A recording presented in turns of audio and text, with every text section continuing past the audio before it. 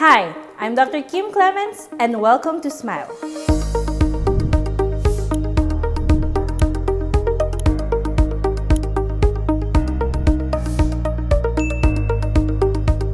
Starting today, we will be sharing with you a series of videos packed with knowledge and learning that will help you with your oral health care.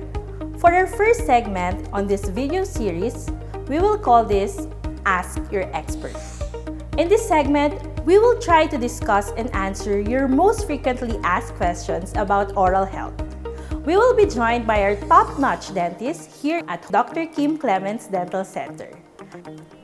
For our first topic, we will be answering the question, can patients have their dental braces installed right away during their first dental visit? I will answer you with another question. Can your dentist diagnose your case right away? You have to remember, braces is not just for aesthetics. It is a treatment to address the problems of the alignment of your teeth. If you have a medical condition and you will go to your medical doctor will order tests right away to diagnose your case. Same goes with dental braces. Panoramic X-ray, cephalometric X-ray, diagnostic cast, and photos will be taken.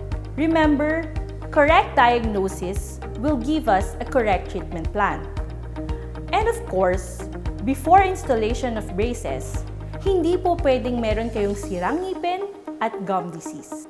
And remember, you have to see your orthodontist every month for your orthodontic adjustment. I hope you learned something today. And that's it for your first Ask Your Expert video.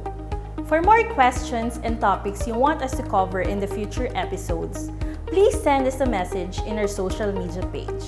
To learn more about Dr. Kim Clements Dental Center, please like, follow, and subscribe. Again, I'm Dr. Kim Clements. Keep posted on our next episodes.